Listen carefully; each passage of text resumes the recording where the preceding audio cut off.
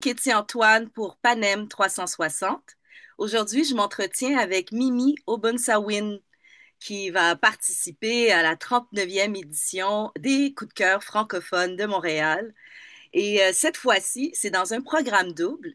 Vous faites la première partie de Dumas, donc ça va vraiment être génial. C'est deux soirées qui sont déjà annoncées, le 14 et le 16 novembre dès 20 heures au Jésus.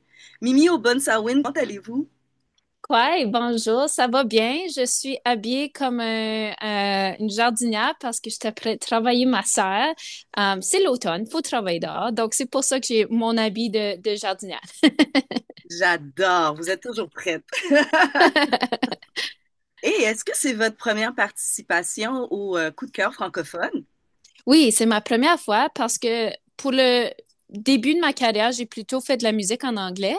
Puis en 2023, j'ai sorti un album en français. Donc, c'est pour ça que c'est un peu nouveau pour moi, la scène musicale francophone. Puis j'ai vraiment hâte.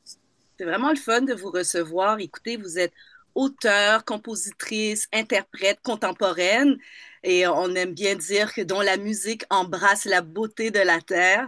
Et vous êtes franco-ontarienne, abénaquise, membre de la Première Nation d'Odanak, pardon.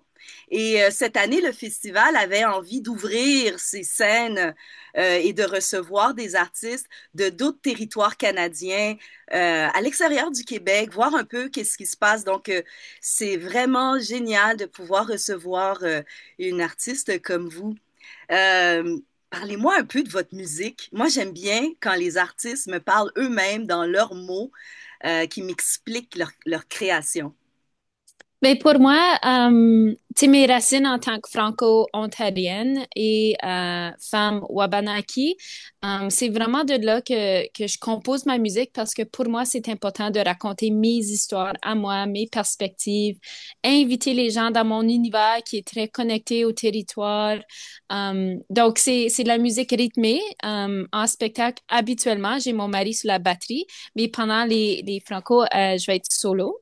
Mais c'est la musique rythmée, un peu féerique, peut-être. Moi, je joue un ukulélé acoustique, des fois la guitare acoustique, euh, puis une mini harpe aussi. Donc, c'est vraiment quelque chose qui est difficile de mettre un genre, tu sais, comme un mot qui définit. Mais j'espère que la musique vient d'une place organique, authentique, puis qu'on peut ressentir les éléments de la terre et le territoire. Mimi Obunsawin, votre nom circule depuis quelque temps dans le paysage musical pan-canadien et votre musique, franchement, elle fait du bien. Pour, Merci. ben oui, ça fait vraiment du bien. Pour la 39e des coups de cœur francophones, quel répertoire vous avez été puisé dans tout ce que vous avez créé depuis le début de votre carrière professionnelle? Qu'est-ce que qu'est-ce que vous avez envie de nous présenter? Mais j'ai envie de vous présenter quelque chose qui vient de mon catalogue en français, certainement. J'ai un nouveau single qui est sorti la semaine passée, qui est dans la langue abénaki, qui s'appelle Pongoise. Puis c'est ma première fois de chanter dans ma langue. J'ai justement commencé des cours, tu sais, c'est ma deuxième année à faire le cours débutant, c'est des cours offerts par ma communauté.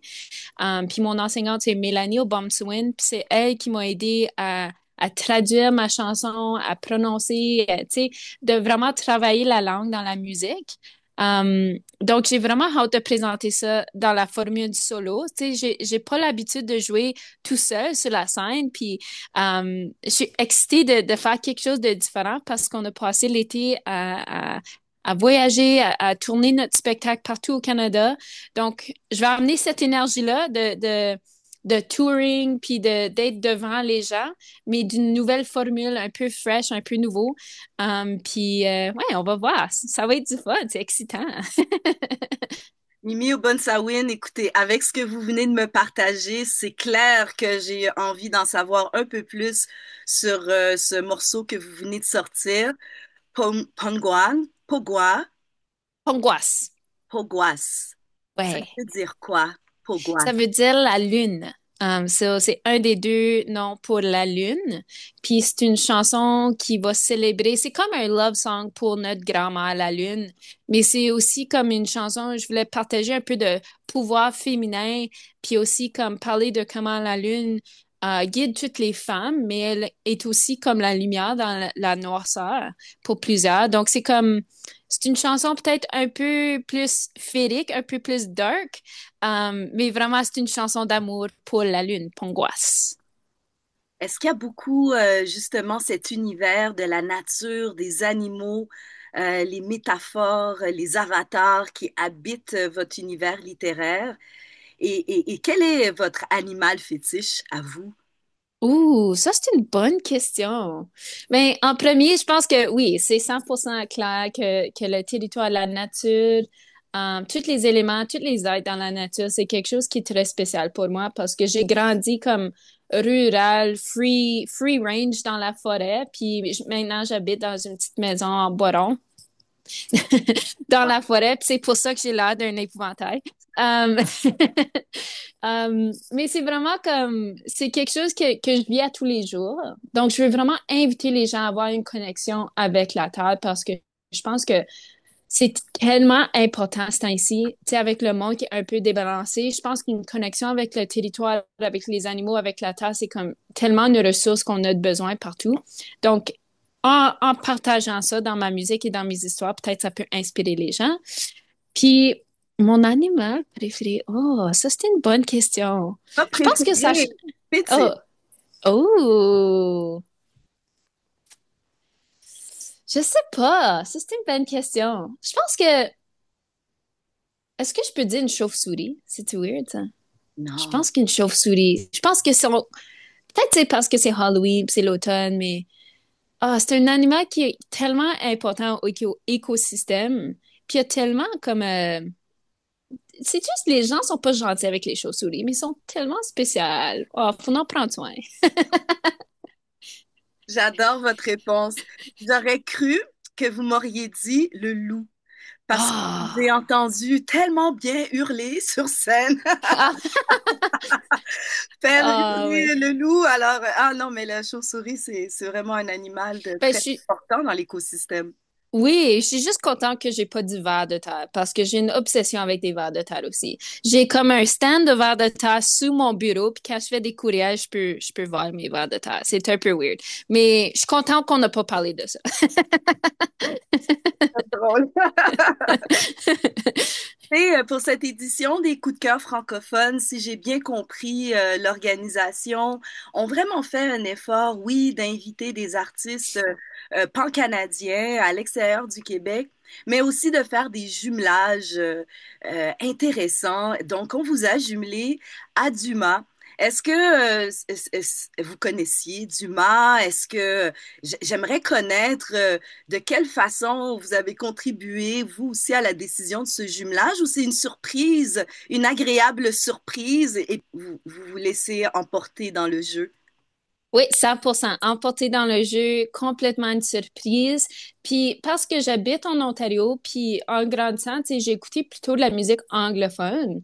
Donc, de découvrir le milieu francophone, c'est vraiment nouveau pour moi. Puis c'est pas un artiste que je connaissais, mais c'est comme tellement euh, une belle découverte, tu sais quoi je veux dire? Puis j'aime beaucoup être capable de découvrir la musique comme ça, tu sais, être faire des premières parties pour des artistes qui sont super établis, super talentueux, mais c'est peut-être pas quelqu'un que je connaissais déjà. Puis là, de découvrir et devenir fan de cette façon-là, c'est vraiment cool. Donc, complètement emportée par le jeu, puis chanceuse de jouer le jeu.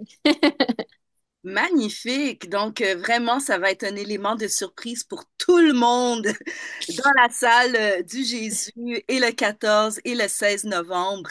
Ben là, sachant ça, vous, quel est votre répertoire musical qui vous a inspiré et en grandissant et aussi dans votre carrière en tant que musicienne?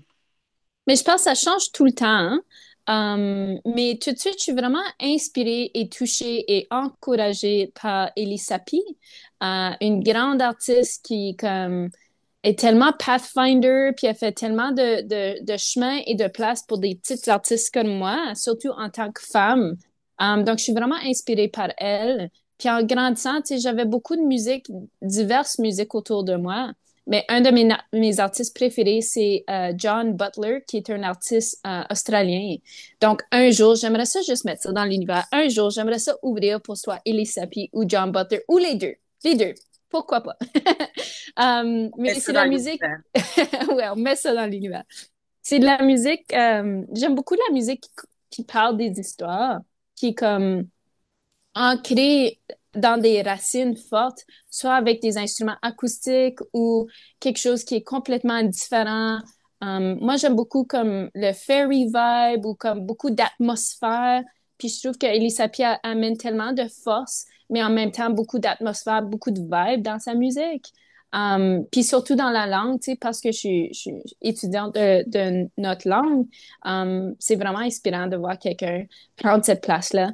Puis John Butler, tu sais, c'est tellement un guitariste puis songwriter. Puis j'aime beaucoup son énergie live avec une band. Tu sais, j'aimerais ça être cool comme John Butler un jour, mais je peux continuer à pratiquer. Moi, je pense que vous êtes déjà pas mal très cool.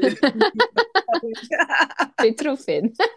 Très cool. Euh, Alors, pour la soirée, les soirées du 14 et du 16 novembre, est-ce qu'on peut s'attendre justement de vous à ce que vous nous serviez votre univers festif comme on le connaît déjà, ou est-ce que vous allez en profiter à travers justement un répertoire francophone, des sonorités linguistiques différentes? Est-ce que ça va vous permettre de nous présenter d'autres vibes, plus ouais. peut-être mélancolique mon Dieu, mon vocabulaire me manque, mais je pense que vous avez compris qu'est-ce que j'essaie de dire. Je comprends, je comprends. Mais je pense naturellement, sans avoir mon mari à la batterie, sans avoir comme le rythme du cœur. Tu sais, moi, je pense souvent à du rythme, puis la percussion, puis tout ça comme un battement de cœur. Puis je pense sans avoir ça, ça automatiquement va être plus intime, va être plus personnel. Ça va être moi et mes instruments comme, tu sais, quand je compose mes chansons, c'est juste moi et mon instrument. Donc c'est un peu ça que quand je joue solo, j'essaie de juste, um, j'essaie de juste embrace cette énergie-là, de juste être une songwriter, être intime, être connecté à mon instrument et ma musique. Mais, tu sais, j'ai encore ma pedalboard, j'ai encore comme tous mes effets et tout ça que je vais amener avec moi. Mais je pense naturellement, ça va juste être plus intime, ça va être plus personnel. Puis je suis justement après coudre mes outfits pour ces spectacles-là dans mon autre cabane. Le soir, j'aime faire de la couture. Donc, être capable de faire quelque chose de différent puis de vraiment mettre cette intention-là, je pense, pour moi, la musique vient toujours comme avec beaucoup d'intention, pas juste les chansons, mais aussi de l'atmosphère, le costume, tout fait partie de l'intention. Donc, ça va être quelque chose de différent. Puis, ouais, j'ai hâte. Ça va être un challenge sur mon comfort zone. Puis, j'aime ça. Et ce que j'entends, c'est que vous nous invitez candidement à plonger dans votre univers. C'est un rendez-vous. C'est vraiment un Ouais. rendez-vous. Je répète les dates, le 14, le 16 novembre, dans un programme double avec Dumas. Vous faites la première partie et vous nous invitez vraiment à un spectacle en toute intimité. Ce sera à 20 heures dans la salle du Jésus. Merci beaucoup, Mimi Obonsawin, d'avoir pris le temps de me parler aujourd'hui. Et je vous souhaite Ah. vraiment un magnifique moment ici chez nous et chez vous maintenant, c'est chez vous. Ah, ben merci, Léonie, de prendre le temps de m'aider à faire découvrir ma musique à un nouveau public, puis de prendre le temps de poser des belles questions. Merci.